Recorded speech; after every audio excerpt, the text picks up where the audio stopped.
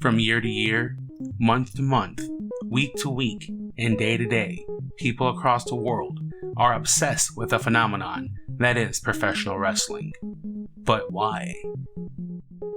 101 Reasons to Love Professional Wrestling. There are many components of professional wrestling that should be both understood and celebrated, in no particular order. Pro athlete crossovers.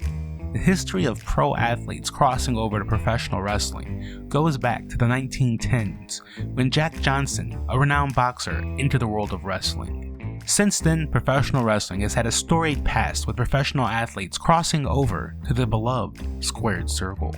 Everyone with a little muscle and success in athletics thinks they could be destined for the same success, but it's not always a sure shot. There are essentially three kinds of pro athlete crossovers. The first of the three are those who show up for a big one-off match. They will show up and promote the big event and do their best not to embarrass themselves while still being entertaining. The great Muhammad Ali would battle Antonio Inoki and even referee the main event of WrestleMania 1.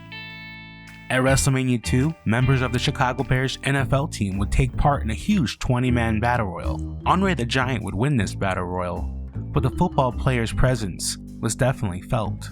Of course, who could forget the appearances by legendary commentator Bob Uecker and Pete Rose? One of the best examples of a crossover athlete having a big match would be LT Lawrence Taylor taking on Bam Bam Bigelow in the main event of WrestleMania 11. In 1997, NBA champion Dennis Rodman joined the New World Order during the peak of NWO's success. Of course, we have to mention Floyd Money Mayweather, championship boxer, took on the Big Show at WrestleMania 24. Some of these moments are classics that fans will never forget, but some of these moments are what wrestling fans' nightmares are made of. The second type of professional athlete crossovers are those who want to capitalize on their sports fame. These performers come in, train, and honestly put in the effort to succeed. But sadly, this category is for those who are unsuccessful in their attempt to cross over. NFL Hall of Famer Kevin Greene joined WCW and could have potentially done more, but had to exit the world of wrestling once the NFL insisted on no wrestling clauses in contracts.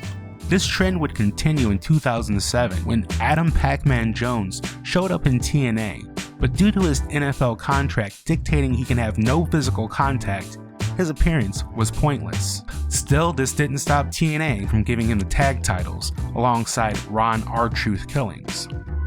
In 2013, Quentin Rampage Jackson joined the TNA roster to surprisingly less than stellar reviews. He would quickly ditch wrestling and go back to fighting. There have been many pro athlete crossovers that we are best just to forget. The final type of pro athlete crossovers are those who truly excel. These athletes enter the world of professional wrestling and they just get it. They blend right into the beautiful sonata that is professional wrestling. They connected with the crowd, they won championships, and they have created Hall of Fame legacies. We're talking about household names like Brock Lesnar and Kurt Angle, those who had success in amateur wrestling but would find their careers take off in the squared circle.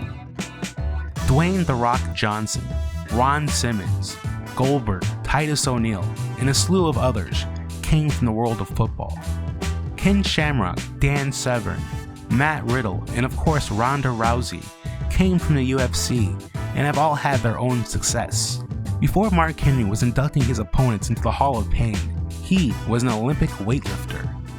The list of successful pro athlete crossovers in wrestling goes on and continues to grow in 2019. A pro athlete may be able to score the winning touchdown, thrill the crowd with a slam dunk, or get the epic knockout with one punch. Nevertheless, the world of professional wrestling requires a unique breed of athlete to effectively cross over.